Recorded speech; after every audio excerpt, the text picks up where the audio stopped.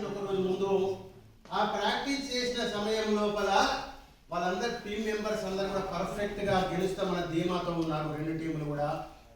Next day morning 9 o'clock match start అయితే సాయంత్రం 6 గంటలకి ఒక టీం యొక్క కెప్టెన్ ఆ టీం మెంబర్ని అందరినీ పిలిచేసి ప్లానింగ్ ఇద్దామని పిలిచిండ్రు. అందరూ వచ్చిండ్రు. అందులో ఒక్కరు మాత్రం కనిపించలేదు. ఎవరంటే గోల్ కీపర్. గోల్ కీపర్ ఉంటారు కదా ఫుట్బాల్, తెలుసు కదా మీకు.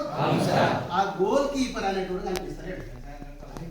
తెల్లారి మ్యాచ్, గోల్ కీపర్ లేకపోతే ఎట్లా ఆడతాం, ఆడలేం కదా. మరి ఏం చేసి ఇప్పుడు అనే గోల్ కీపర్ కోసం మొత్తం తిరుగుతున్నాడు.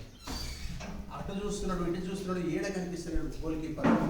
ఎట్లా చేయాలి, ఓడిపోతా, మ్యాచ్ ఓడిపోతా అని ఊర్లో తిరగడం మొదలుపెట్టిండు. గోల్ కీపర్ ఎక్కడ ఉన్నాడని చెప్పేసి ఆ గోల్ కీపర్ గురించి తిరుగుతూ తిరుగుతూ తిరుగుతూ స్ట్రీట్లలో పోతూ ఉంటే కెరమేరి అటువంటి ఊరు దగ్గర ఆ ఎండాకాలము పుచ్చకాయ తెలుసు కదా, వాటర్ మిలన్ అంటే ఏమంటారు మీరు, కర్బూజా అంటారు.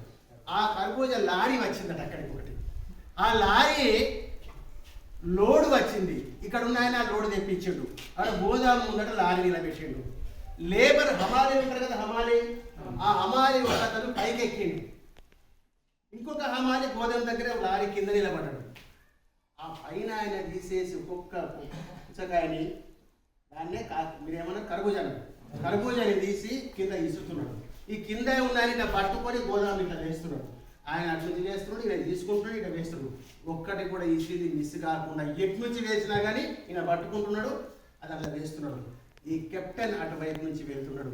వీడిని చూసిండు బాగా, వామ్మో వీడు సూపర్ గోల్ కీపర్ అనుకున్నాడు. వీడి నుంచి ఏ నుంచి వేసినా పట్టుకుంటున్నాడు, తీసని వేస్తున్నాడు. వీడికి గెలుస్తాడు. వీడిని పట్టుకుంటే నేను టీం గెలుస్తా, నా గోల్ కీపర్ పోతే పోని వీడిని పట్టుకుంటా అని ఆయన దగ్గరికి వచ్చేసిండు.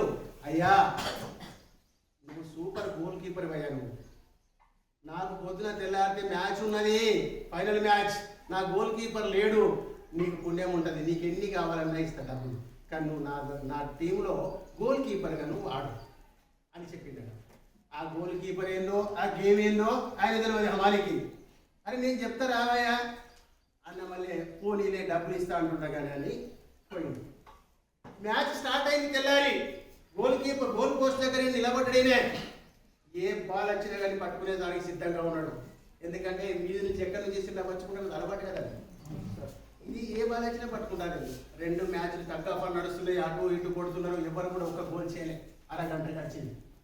హాఫ్ అన్ అవర్ తర్వాత అపోనెంట్ టీం యొక్క కెప్టెన్ ఇక లాస్ట్ మినిట్ ఉన్నది, ఈసారి ఖచ్చితంగా గోల్ చేయాల్సిందే అని పట్టుదలతో బాల్ తన్నుకుంటూ ఈ గోల్ కీపర్ దగ్గరికి వచ్చేసి గోల్ పోస్ట్ అంటే కొట్టింది.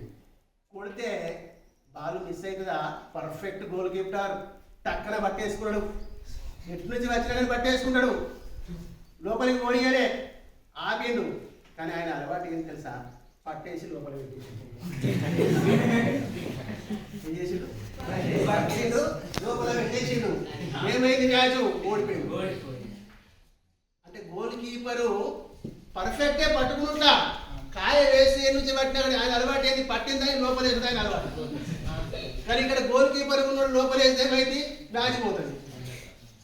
అలా అలవాట్ల పొరపాటు చేయడం వల్ల మనకు కూడా నష్టం జరుగుతుంది. సూపర్ క్యాచర్ వే, నీ సబ్జెక్ట్ అంతా కావచ్చు. నువ్వు ఎగ్జామ్ హాల్లోకి పోయినావు,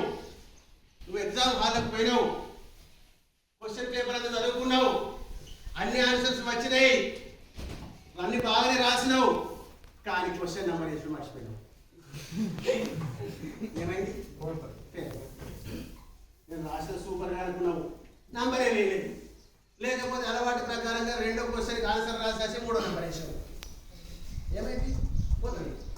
సో అందుగురించే మనం ఎంత పర్ఫెక్ట్గా ఉండాలి, ఎంత బాగా చదువుకొని బాగా అలర్ట్తో ఉండాలి, జాగ్రత్తగా ఉండాలి, తప్పులు అస్సలు చేయవద్దు, అలవాట్ల పొరపాట్లు కాకుండా చూసుకోవాలి.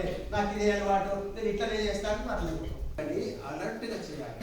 తప్పు చేయద్దు, చేసి తప్పని తెలిస్తే దాన్ని వదిలేసేయాలి, నెక్స్ట్ దానికి వెళ్ళాలి. అలర్ట్గా ఉంటే మనం అనుకున్నది సాధిస్తాం. ఇది చక్కటి ఉదాహరణ మీకు చెప్పిన. ఇక మూడో పాయింట్